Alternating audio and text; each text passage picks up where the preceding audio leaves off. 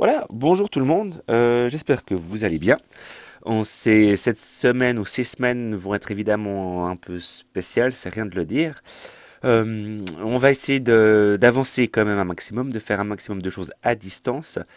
Euh, Ça sera souvent des exercices corrigés de cette manière-là, c'est-à-dire je ferai depuis chez moi, donc vous avez ici l'exercice que j'ai sélectionné. C'est un exercice, oui, qu'on a déjà fait en classe la semaine passée. Le but est voilà, de s'adapter, de voir, enfin, en quoi ce support de cours, cette manière de faire des cours est évidemment très différente. Donc, ce sera un double exercice aujourd'hui. Premièrement, de refaire cet exercice 181. Et deuxième chose, de voir comment comprendre ces exercices qui sont faits à distance. J'essaierai évidemment de donner un maximum d'informations sur mon site internet ou sur les sites internet que vous avez à disposition. Aujourd'hui, je corrige un exercice, on va dire, comme test de la mise en pratique de toute cette école à distance. Il y aura de la théorie donnée aussi à distance, voilà, certaines choses. Vous serez avertis, je mettrai, comme je disais, plus d'informations. Ce que je vous propose, c'est de voir un petit peu comment les choses marchent avec cette vidéo. Pour vous, il n'y a pas grand-chose à faire si ce n'est évidemment d'écouter, de comprendre, essayer d'anticiper un petit peu ce que je vais dire, vu que ces choses-là ont déjà été dites en classe la semaine passée. Donc l'exercice, vous l'avez vu, l'exercice 181, qui dit quoi? Quelle quantité d'énergie est nécessaire pour faire fondre 500 grammes de glace à moins 8 degrés et obtenir de l'eau à 20 degrés? Euh, je vous rappelle que la grosse différence entre cet exercice et tout ce qu'on avait fait avant, c'est ce mot-là, faire fondre. Donc ça va impliquer un changement d'état. Voilà, je vais essayer d'écrire au mieux avec cette tablette. C'est pas voilà, je vais aussi apprendre et aussi m'améliorer là-dessus. Alors faire fondre, oui, le changement d'état. Donc on avait vu qu'il faut de l'énergie pour faire changer l'état d'une substance. La glace se transformera en eau, vous savez, à 0 degré. Il faut l'apporter une certaine quantité d'énergie pour que ce changement d'état s'opère. Dans ce genre d'exercice, je vous conseille de démarrer de cette manière-là. C'est-à-dire qu'on va commencer par faire un graphique. Alors, il n'y aura pas besoin de le quadriller ou voilà, de précisément. Simplement, on va mettre ici en abscisse c'est l'énergie qu'on va donner à l'eau, ou alors l'énergie ou la quantité d'énergie reçue par l'eau. Je dis par l'eau, mais à la base, ou au départ, l'eau n'est pas de l'eau, ou c'est de l'eau sous forme solide, qui porte un autre nom, qui s'appelle la glace. Bon, jusqu'à là, il n'y a pas de problème. Et en ordonnée, c'est la température de l'eau ou de la glace, voilà, en fonction de l'état. On va partir de manière arbitraire. Alors, on part à moins 8 degrés. Enfin, le moins 8 n'est pas arbitraire, c'est dans l'énoncé, mais je le place de manière arbitraire. Plaçons-le ici. Ici, on est à moins 8. Euh, on est loin encore de la température de fusion. La température de fusion, alors, bon, vous la connaissez par cœur, je pense, entre la glace et l'eau. Elle se trouve dans vos tables. Si vous en aurez sûrement besoin pour des autres. Ça correspond bien ici, c'est cet axe-là. On a une température à 0 degrés Celsius. Donc, on donne de l'énergie à la glace. Cette énergie-là, vu qu'on n'est pas encore au 0 degré, va servir à faire augmenter la température de la glace jusqu'à atteindre le 0 degré. On continue à donner de l'énergie, cette énergie-là ne sert pas à continuer d'augmenter la température de la glace, mais sert à transformer la glace en eau. Alors c'est un peu superposé. Ici, on a la glace au début ici à 0 degré et au final ici on a de l'eau à 0 degré aussi. Et si on continue, la température, on a de l'eau à 0 degré, donc l'énergie qu'on apporte servira à transformer l'eau augmenter la température de l'eau. Et on arrive au final, je crois, à 20 degrés. Oui, à 20 degrés. Donc on est là.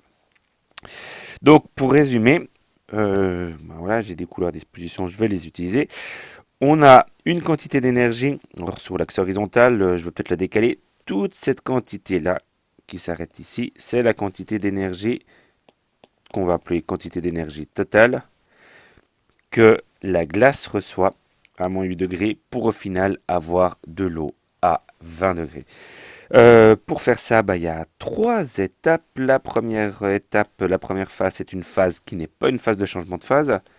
Euh, on va écrire c'est la quantité d'énergie que reçoit la glace. On a une étape intermédiaire qui est bien là la nouveauté.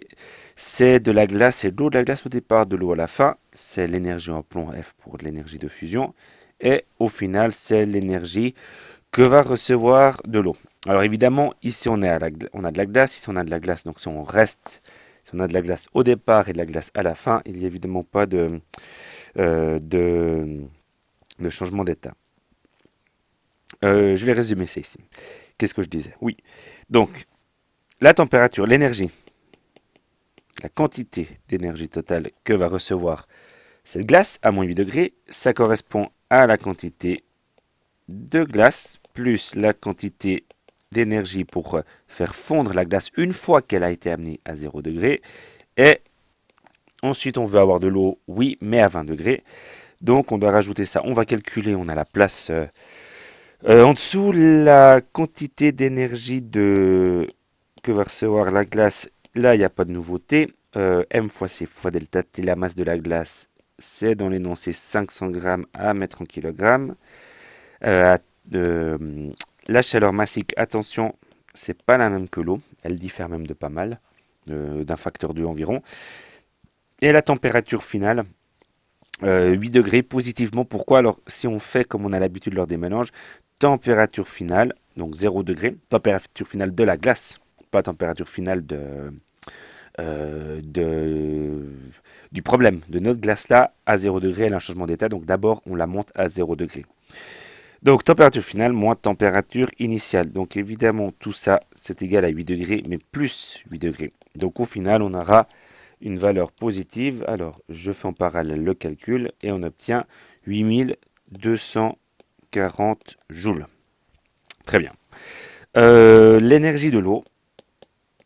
Alors j'ai fait ce terme-là. Je fais ce terme-là, c'est une somme, je vais juste dans l'autre sens. Pour garder le QF à la fin, vu que c'est un peu la nouveauté. Là, on a de l'eau, donc pas de changement d'état. Au final, on est à 20. Et au départ, on était à 0 degré. L'eau était à 0 degré. Et si on fait 4000, oui, ça peut se faire de tête. 31 800 joules. C'est pas super bien écrit, excusez-moi. 8240, 41 800. Et dernière chose, température de fusion. Alors là, bon, comme c'est nouveau, je rappelle la formule. M, attention, c'est pas, alors oui, ici c'est les 500 grammes, mais c'est pas toujours la masse donnée. C'est la masse qui fond. Donc évidemment, tout a fondu, vu qu'à la fin, l'ensemble de la glace est transformé en de l'eau. Mais il se peut que, des fois, on a une certaine quantité d'énergie à disposition et que l'ensemble de la glace ne fonde pas. Donc ce M, c'est la masse de la glace qui a fondu. Bon, je dis glace dans ce problème-là, la masse de la substance qui va opérer une fusion. Fois L qui est la chaleur latente. Alors l'étape donne des chaleurs latentes pour les chaleurs latentes de fusion et de vaporisation. C'est une fusion LF. Donc voilà, une fois qu'on a ça, le calcul n'est pas très compliqué. C'est la masse et la chaleur latente, on la trouve dans l'étape. 3,3 fois 10 puis 10 puissance 5 fois 0,5, 330, donc 330 divisé par 2 fois 0,5, 165 000 joules. Voilà, on voit que le graphique que j'ai dessiné n'est pas du tout en cohérence avec les trois nombres. Pourquoi? Parce que la quantité d'énergie la plus grande, c'est pour transformer la glace en eau. Enfin, pour transformer, c'est l'énergie vraiment qui fait fondre. Cette énergie-là ne fait pas fondre la glace, c'est l'énergie qui amène la glace à 0 degré. Cette énergie-là, c'est l'énergie qui fait fondre la glace une fois qu'elle a été amenée à 0 degré. Et cette quantité d'énergie-là, c'est la quantité d'énergie qu'il faut fournir pour passer de l'eau à 0 degré à de l'eau à 20 degrés. Donc la quantité d'énergie totale, c'est évidemment la somme de ces trois quantités et on arrive à environ 215 040 joules. Arrondissons 215 000 joules. Si on s'amuse, un petit calcul de pourcentage, QF sur Q total, ça fait du coup 165 000 divisé par 215, 215 000. Je fais ça vite fait, hein, en arrondissant un petit peu. Ça fait 77%. C'est-à-dire la 77% de la quantité d'énergie pour passer de moins 8 à 20 degrés. L'immense majorité, donc, c'est pour faire fondre. C'est cette partie de fusion. Voilà, j'ai pas grand-chose de plus à dire sur cet exercice assez technique, exercice du début. Euh, je vais mettre, je pense à chaque fois, vous avez ici la vidéo, mais je mettrai aussi le corrigé en l'état sur le site web. Voilà, je vous donnerai quelques informations encore en plus. J'espère que vous avez compris. N'hésitez pas à les commenter, de voir si, voilà, si vous avez des questions. Je regarderai de temps en temps et puis on pourra peut-être profiter de la prochaine session pour y répondre en commun. Voilà. Merci beaucoup. Bonne fin de journée.